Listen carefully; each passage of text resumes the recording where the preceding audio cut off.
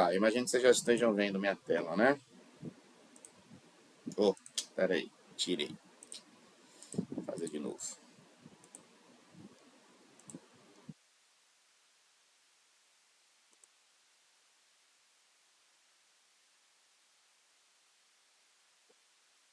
Tá.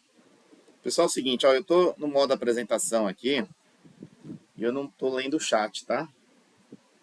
Então, qualquer interrupção, qualquer dúvida, vocês ligam o microfone aí e me interrompam, tá? Beleza? Deixa eu só ver se tá tudo beleza mesmo, antes de continuar.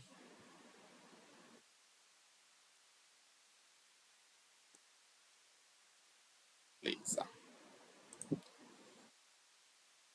Então, vamos embora.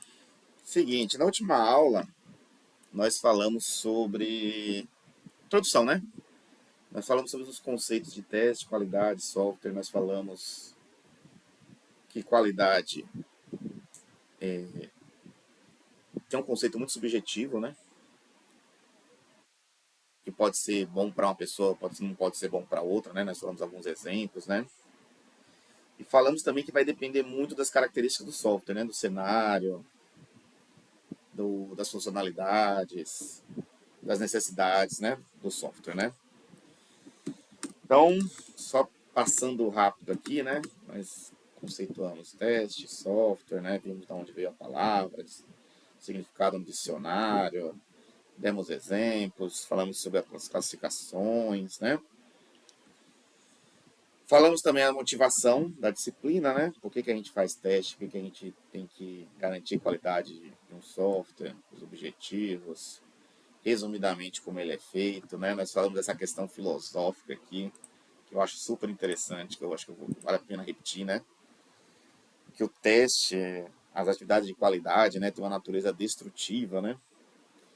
Mas esse destrutivo aqui entre duas aspas, não quer dizer que o testador, que o time de QA quer destruir o trabalho dos outros, né? Quer regredir o trabalho, né? Na verdade, eles querem que os erros sejam encontrados antes do usuário final, né? É destruir para encontrar falhas. Não é isso? Ah, que mais? Aí nós falamos, entramos sobre qualidade, e aí nós citamos o histórico, né? Falamos que erros de software causam bilhões de prejuízos, né? Eu até teve um colega de vocês que até mandou um vídeo, né? Que a gente citou na sala de aula, né? Que erros de software pode causar mortes, né? Foi muito legal lá. Não sei se todos viram. Se todos viram, é legal olharem, né? O caso do. Deixa eu ver seu livro. Do Terac 25. Tá? E aí, depois nós citamos alguns autores que tentaram estudar como funciona a qualidade no software, né? Nós falamos sobre Garvan, os 5 pontos de vista dele. Nós falamos sobre o PMI, né, que é o instituto que preza pela qualidade de projetos. Falamos sobre qualidade de design. Falamos sobre Robert Glass, que tem uma visão mais simplista, né? O software é bom quando satisfaz o cliente, né? Nós falamos sobre isso aqui também, sobre o triângulo das restrições. Se eu não me engano, falamos sobre os fatores de qualidade de MECOL, né? Que são são vários e vários e vários critérios, que meio que foi copiado pela ISO, né? Que também é uma organização internacional que mede várias coisas, né? Entre essas coisas, a 25010 mede a qualidade de software. E eu creio que a gente parou aqui, né? A gente parou aqui no dilema da qualidade, né? Essa frase aí de Bertrand Meyer, 2003, que vale a pena a gente... É um texto longo, né? Mas é muito interessante, né? Ele, abrindo aspas aí, ele fala, né? Se produzimos um sistema de software de péssima qualidade, perdemos porque ninguém vai querer comprá-lo. Se por outro lado gastamos um tempo infinito, um esforço extremamente grande, grandes somas de dinheiro para construir um software absolutamente perfeito, então ele levará muito tempo para ser concluído e o custo da produção será tão alto que iremos à falência. Né? É legal essa visão extremista, né? Ou perdemos a oportunidade de mercado, ou então simplesmente esgotamos todos os nossos recursos. Assim, os profissionais desta área tentam encontrar aquele meio termo mágico. Eu gosto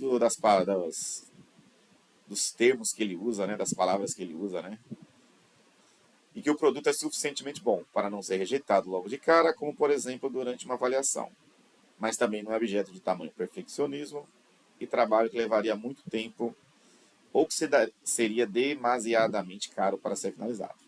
Né? Isso é um dilema. Né? Esse dilema eu posso resumir aqui nesse gráfico. Tá? Só para a gente entender esse gráfico aqui, o que ele diz? Eu tenho aqui no eixo da vertical aqui, né, os custos, certo? O dinheiro que você vai gastar, uma empresa vai gastar, uma fábrica de software. E nessa linha aqui, o tempo, tá? O tempo de testar, quantos testes você faz, né? Vamos pegar aqui o início. O que acontece aqui no início, né? A linha azul aqui está aqui em cima, a linha vermelha está aqui embaixo. O que ele quer dizer? Que se você não faz nenhum teste, o custo de uma falha para o negócio é altíssimo. Seu software vai estar com uma baixa qualidade, vai gerar muitas falhas, vai ter muitos problemas, né? O software não vai funcionar, o cliente vai ficar insatisfeito, etc, etc, etc. Em compensação, você não teve nenhum custo. É como se fosse o programar e arrumar. Você não teve custo nenhum com o teste. Você não teve que pagar testador, você não teve que pagar licença de software para testar, você não gastou tempo. Você simplesmente codificou e entregou. Né? O que acontece quando você caminha nesse gráfico? Vamos pegar agora o outro extremo, né? Do dilema da qualidade. Se eu fico eternamente testando o software, garantindo qualidade, o meu custo vai ser muito alto. Né? Em compensação, o custo para falhas vão ser pouquíssimas, né? Então o custo da falha do negócio vai ser baixíssimo. Né? Também não vai funcionar, né? A gente viu aqui que não vai funcionar. Você vai falir sua empresa. Né? Você não vai ter um software viável, você não vai conseguir ganhar dinheiro com isso. Não é isso que a gente quer também, né? Então, a ideia é entrar nesse meio aqui, ó. Que o custo da falha do negócio, o custo da qualidade, seja o mínimo possível, que é justamente no momento que essas linhas se cruzam. Tá? Esse aqui é o famoso, que é o termo que ele usa aqui, ó, o Meyer usa, né? O meio termo mágico. Só que qual é o problema, pessoal? Você já deve ter ouvido falar nessa expressão, né? Não existe bala de prata, né? Na engenharia de software. É muito difícil você encontrar esse ponto. Por tudo aquilo que a gente já falou, né? Qualidade é um conceito subjetivo, depende muito do cenário, depende muito dos usuários, depende muito do negócio, depende muito do quanto você precisa lançar, depende muito do quanto seu cliente aceita falhas, né? Então isso daqui é muito difícil você alcançar, tá? Isso não é um problema só para a gente, alunos do curso de engenharia de software, né? Isso é curso para todas as organizações. Aqui está as maiores organizações, não, dilema até mesmo para as maiores organizações de engenharia de software. Você pega assim, as grandes big techs da vida, Google, Microsoft, não conseguem todos os projetos se aproximar desse ponto. Né? O que a gente da área de qualidade fala é o seguinte, já que a gente não consegue chegar nesse ponto, vamos fazer o possível para passar dele, não ficar antes dele. Né? Tem a sensação, né? Existe a percepção que é melhor você gastar um pouquinho mais fazendo testes, mas ter menos dor de cabeça, tendo que corrigir, tendo insatisfação do cliente. Certo? Como eu disse, né, alta qualidade tem um preço mais abaixo também tem, tentar alcançar o equilíbrio, né, que é aquele termo que ele usou lá, né, o meio termo mágico. Esforço suficiente para produzir qualidade aceitável sem enterrar o projeto, né? Ou seja, você também não pode querer o perfeccionismo, né? Senão o seu projeto será enterrado, você não vai ter lucro, né? E aí tem uma questão, que é a questão de quando que o software está bom o suficiente para ser lançado, né? Versus o tempo de lançamento do mercado, né? Isso daqui também, pessoal, gera muitas questões, tá? Em geral, a comunidade de engenharia de software não estuda muito isso daqui, não está muito preocupada com isso, ok? quem vai trabalhar mais com essa área aqui é a área de marketing, tá? Então, por exemplo, vamos pensar o seguinte, vamos pensar em dois cenários aqui. Vamos supor que você trabalha numa Big Tech, que tem vários setores, inclusive no setor de marketing, né? É ele que vai fazer estudo de mercado, ele que vai fazer, vai analisar tendências futuras, né? Ele que vai dizer para você qual o melhor momento para você lançar o software. Mesmo tendo alguns erros, mesmo não sendo o software ideal, sendo bom o suficiente para aquele momento. Tá? Agora vamos analisar um segundo cenário. Vamos pensar que você foi contratado por uma empresa para desenvolver um software. Né? Em geral, essa empresa que te contratou quer que você desenvolva o mais rápido possível com a maior qualidade possível. Daqui a pouco a gente vai falar sobre isso, que isso é muito difícil, muito improvável. Né? Então, mas assim, ele é o cliente, ele está pagando. Quem vai dizer o tempo de lançamento é o cliente. Você, quando você assume o projeto, quando você é contratado, você já está sabendo disso. Né? Então você tem que ficar atento aos prazos. Né? Se você está vendo que não vai conseguir atender o prazo, negociar. Ou então falar, olha, aconteceram imprevistos, foi pedido coisas que a gente não tinha combinado, foram pedidas mudanças, então a qualidade não vai ser tão a expectativa. Não vou atender tanta expectativa com relação à qualidade do produto que eu vou entregar. Tá? Então você tem essa questão. Existe uma estratégia que o pessoal de marketing usa, que pode ser um tiro no pé, né?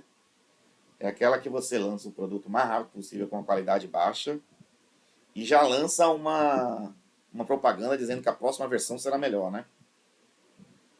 Mas isso é um problema, né? Vamos pegar, por exemplo, o mercado de jogos, né? Que é uma área que vocês, a maioria dos alunos gostam muito, né? Tá muito ativa, né? Às vezes um jogo que é lançado antes do mercado, porque quer lançar antes do concorrente, ou porque tem uma data especial, né? Vamos lançar antes do Natal, vamos lançar, sei lá, vamos lançar na data que lançou a primeira versão do software, Mortal Kombat. Mortal Kombat lançou em maio. Então a gente vai lançar uma versão 10, 11, 12 também em maio. Existe essa questão do marketing, né? Existe essa questão da propaganda, né? O que acontece é que se você lança com uma baixa qualidade, você pode se queimar, né? O que mais tem são fóruns dizendo esse jogo é uma porcaria, esse jogo tá cheio de bugs. E aí os compradores, né, os possíveis compradores, podem acessar esses fóruns, ver que tem muitas críticas, né? E não adquirir o software. Mesmo você tendo feito essa estratégia de marketing, né? Lança com uma qualidade inferior, mas lança na data certa, avisando que a próxima versão vai ser pior, vai ser melhor, desculpa. Só que acaba que você não tem engajamento pro pessoal que adquiriu a primeira versão, né? Então é tudo uma questão de risco, tá? A gente consegue perceber aqui claramente, é por isso que eu gosto muito da área de teste de software de qualidade, né? Que ela tá Ô, indo... professor, Oi? você trouxe esse exemplo e Cyberpunk 2077 é o exemplo perfeito. É um jogo maravilhoso, mas que se queimou completamente porque ele lançou muito antes do que deveria, por causa, provavelmente, por questões de marketing, e é um jogo maravilhoso que se queimou todo. Pois é, né? Tem vários exemplos aí, né? Exatamente. E eu estava dizendo isso, né? Essa área de qualidade, né, é uma área que ela envolve outras áreas que não são da engenharia de software. A gente falou um pouquinho mais cedo, né, na aula passada, quando a gente falou do... Deixa eu voltar aqui a figurinha do triângulo. Esse triângulo aqui, que a gente falou na aula passada, triângulo das restrições, não veio da engenharia de software, né? Isso aqui veio da gestão, da área de administração, né? Custo, tempo, escopo. Agora eu estou falando uma coisa que é da área de marketing, né? Quando lançar no mercado, né? Tempo de lançamento, propagandas, né? Eu acho isso... Eu gosto. Eu especificamente gosto dessa área, por ser uma área multidisciplinar. Tem gente que não gosta, né? Tem gente que prefere a parte mais construtiva, né? E não ficar dependendo dessas outras áreas, tá? Beleza, mais algum comentário, pessoal? Deixa eu ver se tem alguma coisa no chat. Porque eu tenho que sair aqui para ver.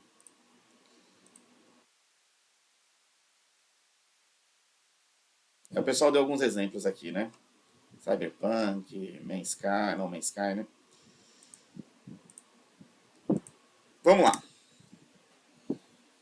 Pessoal, é o seguinte, esse trabalho aqui, apesar de ser antigo, né, de 2001, ele ele hoje em dia a gente não desenvolve mais software dessa forma, né? Esse aqui é o modelo cascata, né? O que esse gráfico está dizendo? Aqui de novo, no eixo vertical vai ter o custo, né? Quanto você está gastando. E no eixo horizontal aqui o tempo do projeto, né? E aqui ele fez um modelo cascata, né? Aquele modelo que a gente praticamente não se usa mais, né? Só para projetos muito específicos. Né? Requisitos, projeto, codificação, testes, manutenção. Né? Como se fosse uma linha sequencial nessas atividades. Tá? O que Bowen e Basile fizeram? Né? Eles fizeram uma pesquisa, várias empresas que desenvolviam software. Várias. Né? E começaram a tirar algumas médias. Né? Eles perguntavam assim, se vocês encontram um erro na fase de requisitos, quanto custa para vocês corrigir esse erro? Pô, é só você mudar um documento no Word, né? É só você fazer uma revisão num documento. Então, você ainda não criou, fez projeto, você ainda não codificou, você ainda não fez nenhum tipo de teste, né? Planejou nenhum tipo de teste. Então o custo é baixíssimo, né? Esse valor aqui não importa muito não, tá, pessoal? O que importa é como a linha vai subindo, né? E aí fizeram a mesma pergunta. E se na fase de projeto, né? Na fase que você já está fazendo a modelagem, fazendo os diagramas, né? Fazendo os protótipos, etc. Quanto que isso custaria? Perceba que o valor aqui já é 3 vezes maior, né? É 3 vezes maior. Certo? E na fase de codificação? Se você percebe o erro, o desenvolvedor percebe o erro enquanto está desenvolvendo o código. Né? Percebam que agora, em relação à fase de projeto, já é 2 vezes maior. Ou seja, como aqui. Deixa eu fazer um. Para a gente não perder esses dados. Aqui eu falei que é 3 vezes, né? E aqui é 2 vezes maior que a fase de projeto. Como é 2 vezes maior que a fase de projeto, é 6 vezes maior do que a fase de requisitos, né? E quando você termina de codificar e começa a fazer os testes, né? Percebam que agora é 8 vezes maior do que a fase de código. Só que como era 6 vezes maior do que a fase de requisitos, 8 vezes 6 dá 48 vezes. Por fim, se os testes não descobrem erros, você entrega o software e o próprio usuário, né, descobre esses erros e você vai ter que fazer manutenções corretivas. É 2 vezes maior que a fase de testes, né? Então fica 96 vezes. Ou seja, quase 100. É quase... Não, na verdade é mais de 100 vezes, né? As contas não foi exato, né? Mas aqui foi mais de 100 vezes, né? Mais caro você corrigir um erro na fase de... Se o usuário, né, final descobrir esse erro, do que você tivesse descoberto ele ainda na fase de requisitos. Né? Como eu falei, né? Não se desenvolve mais software usando essa metodologia. Né? Hoje em dia você tem as metodologias ágeis, você começa a codificar, testar. Você não cria o software todo, né, para depois testar, né? Mas aqui já dá para ter uma base da questão do problema que acontece se você demora para encontrar o erro no projeto. Ou então se esse erro é encontrado pelo usuário, né? O seu custo para corrigir ele é muito maior. Né? Por quê? Vamos falar por que esse custo é maior. Aqui a gente vai falar sobre os custos da qualidade. Né? Deixa eu só voltar aqui rapidinho. Esse gráfico aqui, né? Essa linha vermelha aqui. Deixa eu botar aqui a laser. Né? Geralmente a gente divide em 3, tá, pessoal? O custo da prevenção, custo da avaliação e o custo das falhas propriamente dita. Tá? O que seriam os custos da prevenção? Seriam atividades de controle e garantia da qualidade das atividades realizadas durante o desenvolvimento de software. É mais ou menos o que a equipe de QA faz. Daqui a pouco eu vou falar sobre a equipe de QA, né? Eles ficam monitorando se as atividades, se os desenvolvedores, né, os gerentes, os desenvolvedores, os testadores, os engenheiros de requisito, né, todo mundo que faz parte do desenvolvimento do software, está realizando essa atividade de maneira correta. através de um processo, né? Você tem um processo desenhado na sua empresa de como desenvolver o software, as fases, como são as interações, né? Por exemplo, se a gente for pegar o Scrum, por exemplo, né? É muito homogêneo, né? O Scrum hoje em dia. Você está fazendo as cerimônias, você está fazendo as dailies todos os dias, está sendo focado, né? O PO está priorizando as atividades da forma que o Scrum pede, né?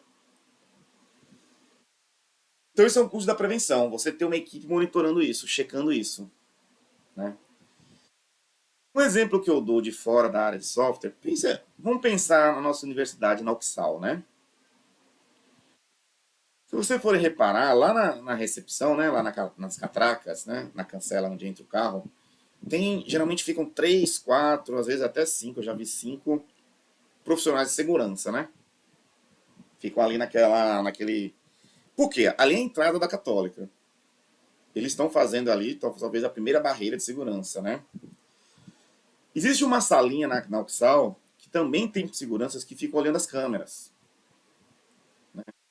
E viram mexe, eles passam pelos corredores, verificando se tem algum problema, né? Se tem alguma questão que deve ser reportada. Beleza, a gente deve pensar o seguinte, a Católica, né, a UXAL, deve gastar muito dinheiro pagando o salário desse pessoal, né? Geralmente é uma empresa terceirizada, né? E você tem equipamentos, né, catraca, você tem rádios, tem o salário do pessoal, como eu acabei de dizer, né, câmeras, tem que fazer manutenção, né? Isso seria o custo de prevenção, né? Por quê? Porque se não tivesse, provavelmente haveria muitos roubos na Católica, né? Tanto roubos do patrimônio da Católica, de equipamentos, né? Como o roubo roubar as pessoas, né? Os profissionais, os alunos. O que isso aconteceria? Primeiro que você teria um custo para repor esses equipamentos, né? Talvez você teria um custo para repor o que foi os itens, objetos roubados dos alunos, dos professores, dos profissionais, né? E o pior de tudo, os alunos não vão querer se matricular em outra faculdade, que tenha segurança, né? A renda da Católica vai cair, a quantidade de alunos vai cair, a renda vai cair.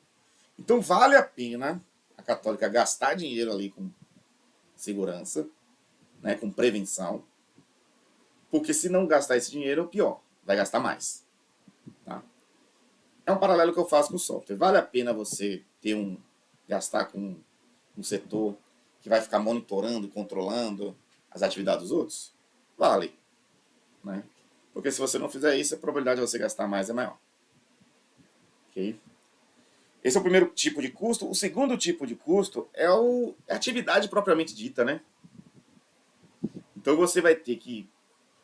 As atividades de testes e depuração, por exemplo, depuração é quando você encontra um erro e vai achar onde está esse erro, né? Também tem um custo, né? Você vai precisar pagar o salário de um testador. Você vai precisar pagar o computador que ele vai usar para fazer os testes. Se você for usar alguma ferramenta paga, né, licença paga, você vai gastar dinheiro com essa licença. E sem contar o tempo, né? Que a gente estava discutindo agora.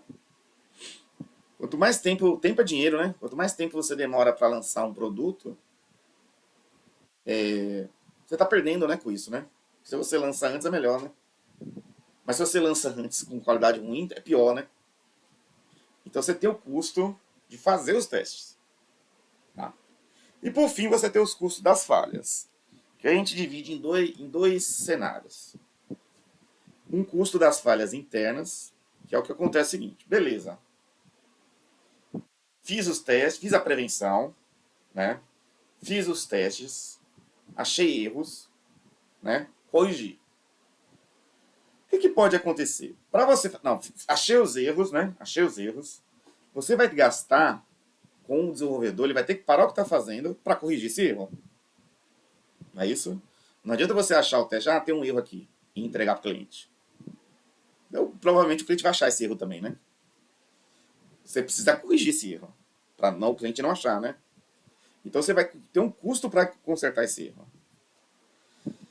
E o que pode acontecer se você não conserta esse erro ou conserta esse erro de forma ruim, ineficiente? Você vai ter outro custo.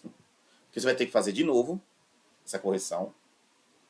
E o caso de você corrigir esse erro, mas gerar outros, que é os possíveis efeitos colaterais dessa correção, né? Eu acho que todo mundo já aconteceu isso, né? A gente desenvolve um algoritmo, né? Desenvolve um programa, aí faz alguns testes, aí com alguns números funcionam, né? Com outros não funcionam.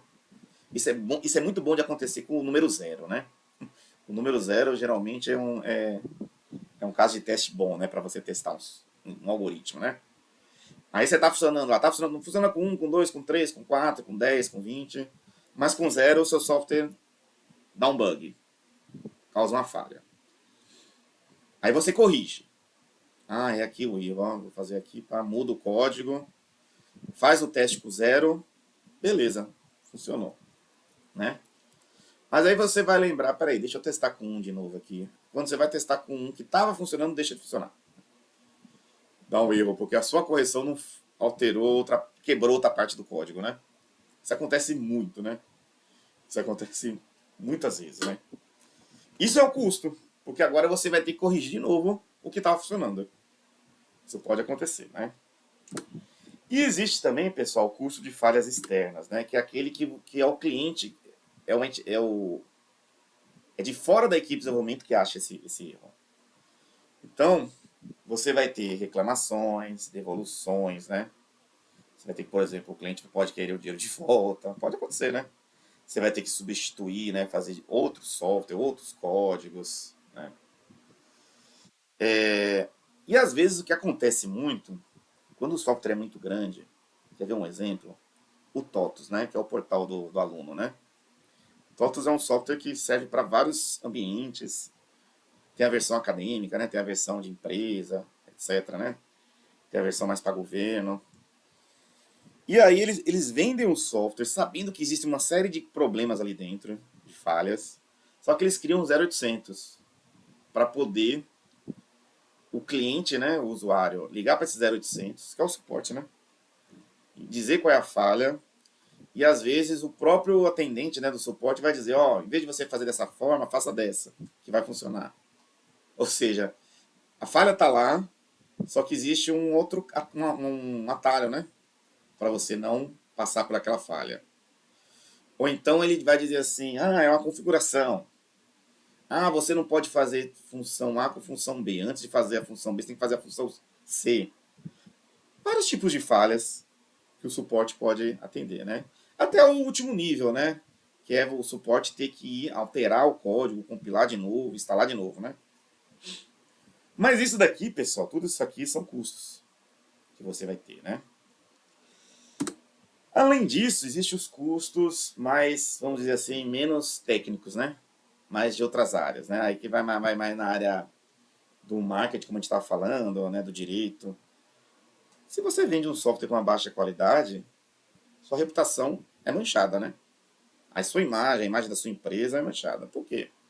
Porque o cara vai poder reclamar com outra pessoa, vai dizer, ó, a empresa de fulano de tal, o software é ruim, é cheio de falhas, é lento. Ele diz que vai corrigir, não corrige. Ele diz que vai corrigir, corrige o que eu falei, mas gera outros erros. Então sua reputação vai pro beleléu, né? E ainda pode ter casos de processos judiciais, né? O cara entrar na justiça pedindo multas, pedindo... esqueci o termo, né? Quando você... indenizações, né? Pedindo indenizações, né? Ou seja, além de você ter que gastar com isso aqui tudo, você vai ter que gastar com dinheiro que você não estava prevendo, né? Porque você entregou um software de qualidade e a justiça deu causa ao seu cliente, você vai ter que pagar uma multa ou indenização. Beleza? Aqui foi falando sobre o pessoal de QA, né? Eu já falei sobre isso aqui ao longo dos slides. E o pessoal de QA, a gente às vezes usa a expressão QA ou SQA, tá? O S é de software, tá, pessoal? Só para ver aqui, ó. Software Quality Assurance, né? Traduzindo, garantia de qualidade de software. De vez em quando a gente usa só o QA, tá? Mas vocês podem ver também com SQA. Eles fazem isso aqui tudo, né? Eles ajudam na definição do processo de desenvolvimento de software. É muito importante o pessoal de QA ter controle das alterações, conhecimento, né? Porque se o cliente pede uma alteração, ou o time de desenvolvimento faz uma alteração, seja do processo, seja do produto, é importante o pessoal de garantia saber. Aqui é o que a gente vai falar durante, né, o semestre. Hoje, na aula de hoje, a gente vai falar um pouquinho sobre revisões.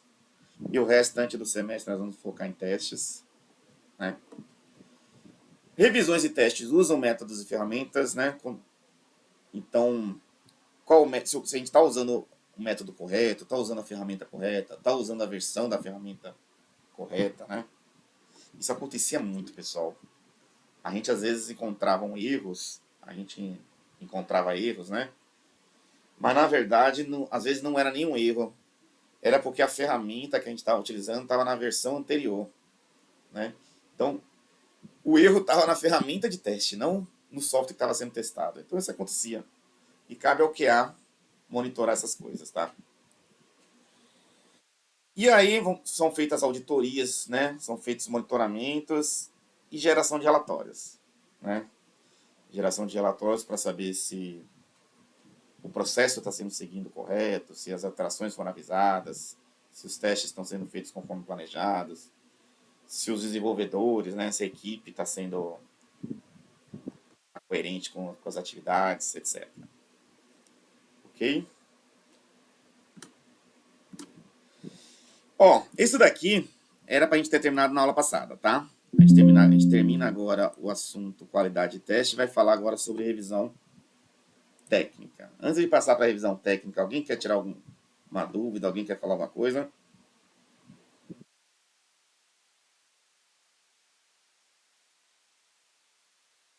Não? Então vamos pro próximo slide. Só um minutinho, só que eu vou só pegar uma água aqui. Rapidinho.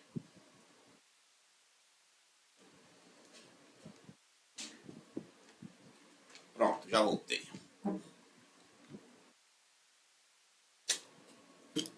Pessoal, revisão técnica é uma atividade de qualidade de software, né? Assim como testes. E tem uma diferença que é bem singular entre revisão e teste, tá?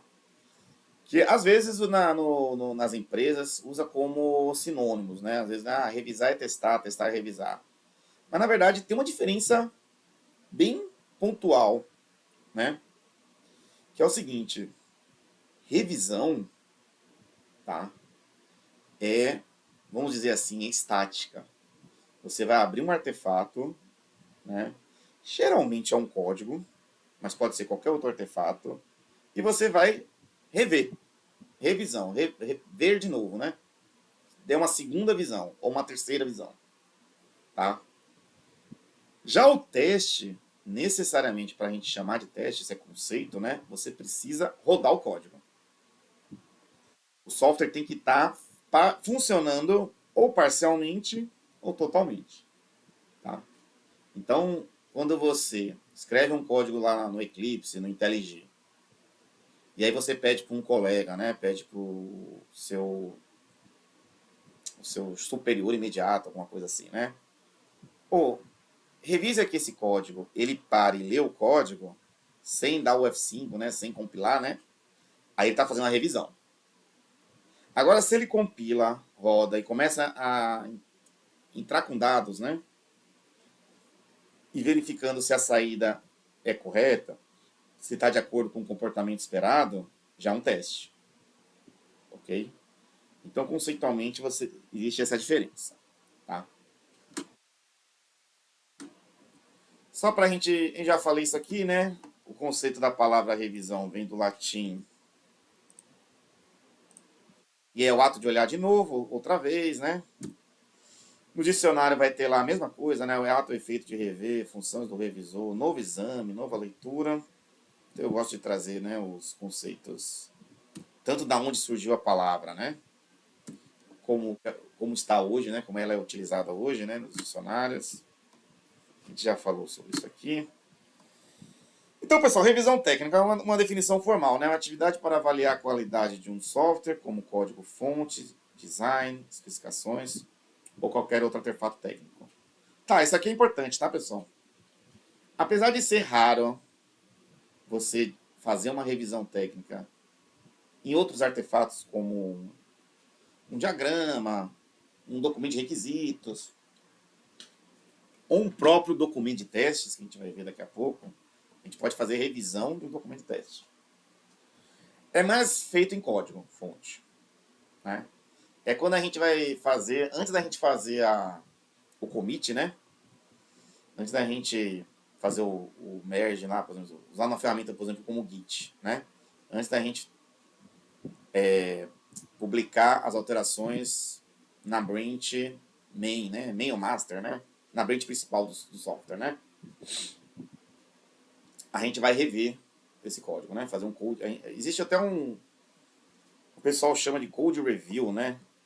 Vou até botar aqui no chat, que é o termo que o pessoal usa, né, no mercado, né? Code review, né? Mas você pode fazer revisões de outros artefatos também, tá? Não é comum, mas você pode.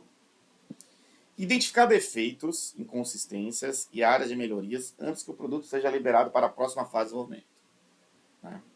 Isso aqui está muito ligado àquele gráfico que eu mostrei no slide anterior. Quanto mais cedo você achar um erro, um defeito, melhor, tá? Porque o seu custo é menor. Ok? E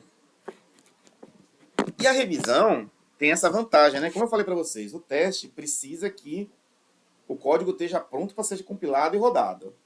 Se o código não estiver pronto para ser compilado e rodado, se você tiver, por exemplo, um erro de compilação, ou seu código ainda está implementado que você não consegue ainda rodar ele para fazer algum tipo de teste, você pode fazer uma revisão técnica, né? Você não precisa ter o código pronto para isso, né? Ô, professor, Oi, pode só perguntar. uma dúvida para ver se eu entendi direitinho. Porque, por exemplo, então, no caso, seguindo essa linha de raciocínio, se o software ele não for executado, basicamente seria uma revisão e não um teste. É isso? Isso. Conceitualmente é Eu isso. fiquei um pouco confusa naquele sentido de que a gente tem aquela nomenclatura de a gente ter teste dinâmico e teste estático, que é geralmente informa que o teste dinâmico é quando a gente tem um teste ali onde não é executado o software, por exemplo, que seria justamente um teste em uma documentação, um teste em alguma coisa de requisito. Seria diferente disso nesse caso, então? É isso. Conceitualmente é isso, tá? Agora, o que acontece é que as empresas, né, o mercado, utilizam quase como sinônimos, né? A gente vai falar sobre teste de documentação, tá? Na verdade, conceitualmente, se você estiver fazendo uma revisão do documento, a palavra teste aí não está bem empregada. Seria uma revisão do documento, né? Seria uma revisão, tá? Mas você pode fazer teste de documentação se você roda o software, por exemplo, teste de um manual, por exemplo. Vou testar se o manual está de acordo com o que o software faz. Aí você roda o software, vai no manual, vê. Se eu clicar no menu tal, tem que abrir as opções A, B e C. Aí você vai no software, clica. Então isso aí pode ser considerado um teste de documentação, tá? Mas é só, o que eu estou falando é conceitual, né? É o que a academia, os livros vão dizer, né? Teste, a diferença de revisão e teste seria essa. Os objetivos são quase iguais, né? A motivação são iguais. Mas o teste você precisa rodar o software. Entendi. É porque seguindo a linha de raciocínio do sílabus é que a definição acaba sendo o contrário, né? Tipo assim, através do sílabus, que tem aquela questão do certificado e tal, eles falam que o teste, por exemplo, da documentação seria um tipo de teste, sim, mas aí seria um teste estático, e aí a questão do teste executado, o software de execução seria um teste dinâmico, no caso. Mas são conceitos de lugares diferentes, entendi. Os autores gostam de inventar alguns conceitos, né? Mas fundamentalmente a diferença seria essa, tá? Eu acho que a gente já passou aqui pela motivação, né? Quanto antes um defeito for descoberto e corrigido é melhor, evita esforços maiores. Por exemplo, imaginem que vocês vão fazer um software e utilizam uma estrutura de dados equivocada, né? Vamos supor que, por exemplo, né, não é necessariamente uma falha, né? Mas é uma melhoria. Vamos pensar num caso que vocês precisam de uma pilha. Vocês já estudaram estrutura de dados, né? Vocês vão trabalhar com uma pilha, né? conceito de pilha é assim, o último que entrou vai ser o primeiro a sair, né? Então você usa essa estrutura de dados porque você vai ganhar performance, você não precisa se preocupar em saber onde que está a posição final, né? E imagine que você não usa a estrutura de dados pilha, usa a estrutura de dados uma lista, um array list, né? E você precisa ficar toda hora atualizando onde está a posição final. Por quê? Porque você não pega as posições anteriores, você só pega a posição final. Ou seja, você está gastando aí desempenho, processo, linhas de código, desnecessariamente. Tá? Então vamos pensar que você escreve um pedaço de código, né? Vamos pensar na primeira sprint, por exemplo. Eu acho que fica legal assim, que é os conceitos que a gente já tem, né, na cabeça. Aí o desenvolvedor usou lista. Era para ter usado pilha. Usou lista. Tá? Se através de uma revisão de código a gente perceber logo no primeiro sprint que aquela estrutura de dados poderia ser melhor, poderia ser uma pilha, por exemplo, né? Você corrige ali e a tendência é que, se for precisar de novo, mas nas próximas sprints, você vai usar uma pilha. Né? O desenvolvedor vai se ligar, pô, na primeira sprint eu errei aqui, já nas próximas sprints eu já sei o que vou fazer. Agora imagine se na revisão não pega, né? Aí vem sprint 1, o desenvolvedor usa lista. Na sprint 2, usa a lista de novo. Era para ter usado pilha. 3, 4, 5. Quando chega lá no final do software, perto da entrega, o código já está enorme, né? Já tem várias classes, vários pacotes. Aí vem um teste de desempenho e diz o seguinte: o sistema está demorando muito para recuperar as informações. Deveria otimizar. Aí quando você vai ver, você fala, pô, uma forma de otimizar é utilizar pilha, né, em vez de lista. Olha o custo que vai ter, né? Em vez de você ter feito uma correção lá no início, você vai ter que fazer N correções, né? Sem contar os problemas que isso pode acontecer, né? Os problemas correlatos que isso pode acontecer, né? Devido a isso, a gente sempre fala da motivação, né? Quanto antes descobrir um defeito, melhor. Pessoal, é o seguinte. Aqui também é uma parte conceitual, tá? É um pouco burocrática, mas existe na engenharia de software, tá? Uma diferença entre defeito, erro e falha.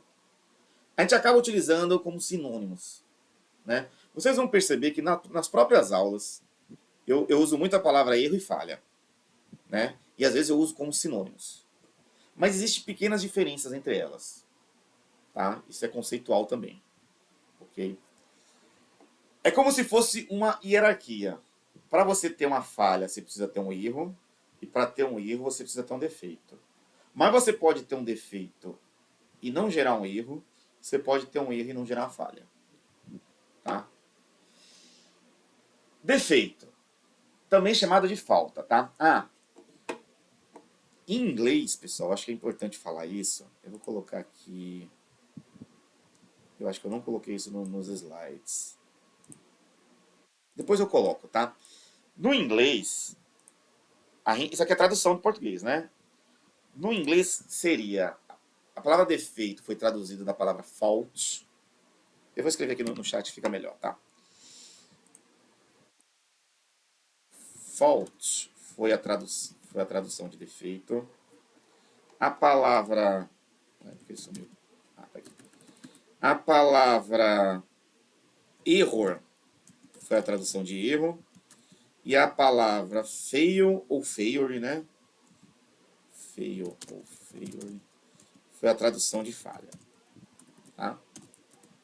Então aqui foi como a língua portuguesa traduziu esses termos. Tá? Então o defeito que é o fault, né? É a falta, né? Por isso que às vezes também a gente vai encontrar com a palavra falta. É o que foi implementado de maneira incorreta pelo ser humano. Vamos dizer assim, o defeito é a falta do ser humano, né? É a burrada, né? Foi a inconsistência, foi implementar um código errado, tá? De forma incorreta, a instrução incorreta, ok? E o defeito é a causa de um erro.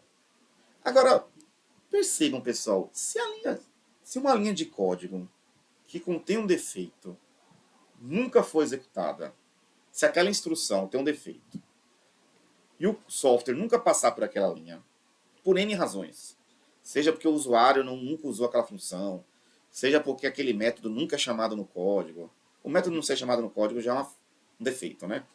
Mas vamos supor que exista isso. Seja um if else, um switch, né?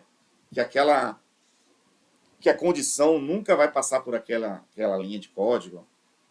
Esse defeito vai estar lá, no seu código, mas nunca vai provocar um erro. Vocês conseguiram entender? É como se tivesse um buraco na pista, só que se nenhum carro passar por aquela pista, nunca ninguém vai dizer que tem um buraco naquela pista. É uma analogia, tá? O erro só vai acontecer, então, se o software passar por aquela linha de código que tem um erro. É o que evidencia o defeito, né? O valor está da execução do code state. Tá? Então, vamos pegar um exemplo aqui. Vamos supor que... Eu vou botar aqui, ó, requisito funcional. Tá? Vou fazer melhor aqui. Vou abrir o Notepad, que acho que fica melhor.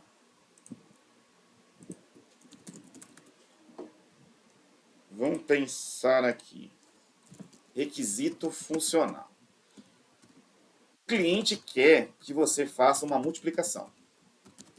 Certo? Que entre com dois números e que retorne a multiplicação desses dois números. Tá? Deixa eu aumentar um pouquinho a fonte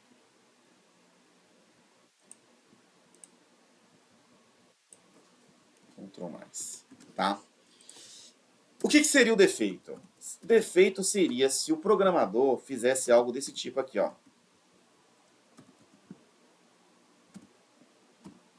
Sendo que x é o resultado, né? É a saída, A e B são as entradas, e aí ele erra o sinal. Isso é um defeito. Esse código aqui está com defeito, né? O que seria o erro? O erro seria, vamos botar aqui, né? Linha, sei lá, essa foi na linha 50. O que seria o erro? O erro seria se o software executasse a linha 50. Porque se essa linha não for executada, esse defeito nunca vai ser passado, né? E o que é a falha? A falha é quando o usuário percebe o erro. Tá? Então aqui é o seguinte, pessoal. Vamos pensar em dois cenários aqui. Tá? O primeiro cenário é quando o usuário não sabia, o usuário que está usando o software, que se tratava de uma multiplicação. Ou seja, teve um defeito, para ele era uma adição. Teve um defeito que o desenvolvedor implementou errado. Teve um erro, porque o software executou essa linha. Mas não necessariamente teve uma falha, porque o usuário está achando que está certo. Lógico que alguém errou aqui, né?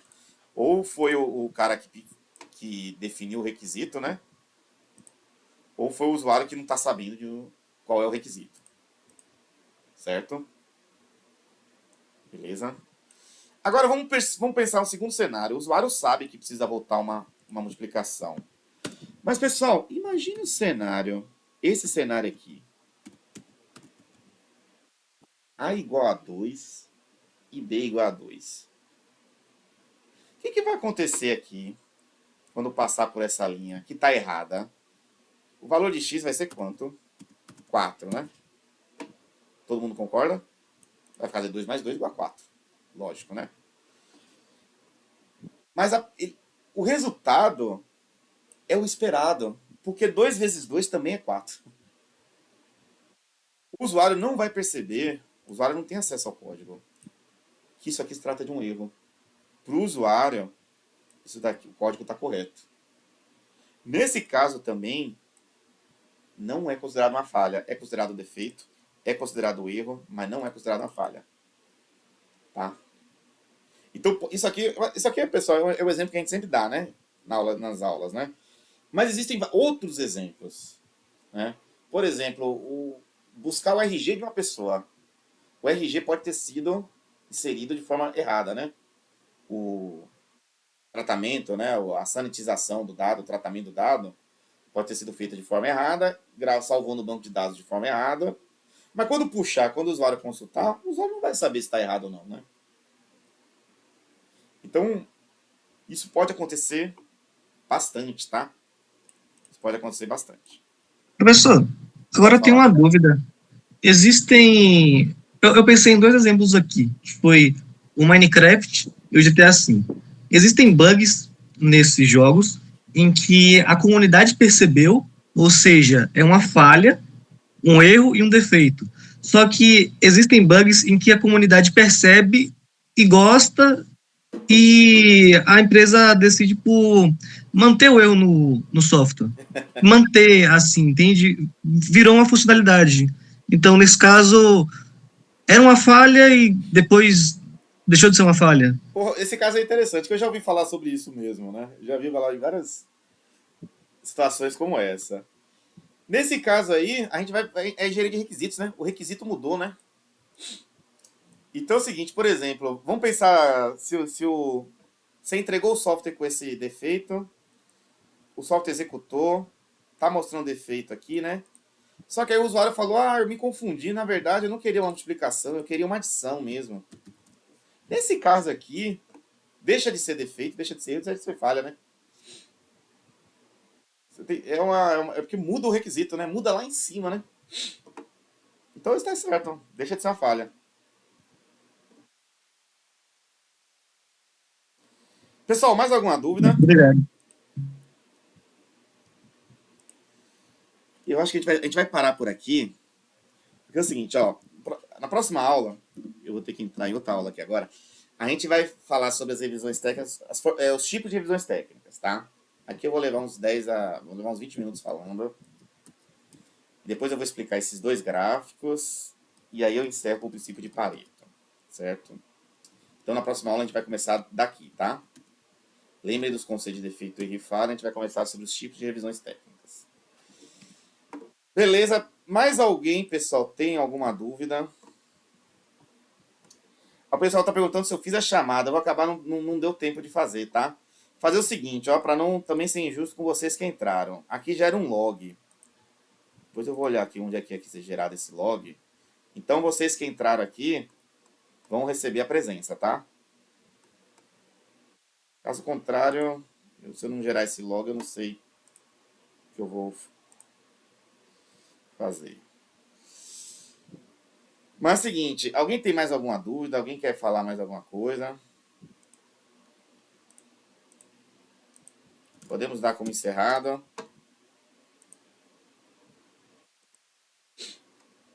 Tem alguém que não recebeu o aviso, tá fora do WhatsApp, tá na sala de aula e tá assistindo a sala da UXAL, ou todo mundo tá em casa? É importante, tá, pessoal? É porque vocês viram, né? Eu sei que vocês acessam muito mais o WhatsApp do que o Classroom, né? Eu avisei nos 2, né? Que a aula hoje seria online e seria 1 hora só de aula, né? Então, fechou, pessoal. Vou dar como encerrado aqui, tá? Boa noite a todos. A gente se vê terça-feira que vem, lá na UXAL, tá? Dia 18. Continuando lá de onde a gente parou, ok? Boa noite a todos aí. Valeu, professor. Boa noite. Boa.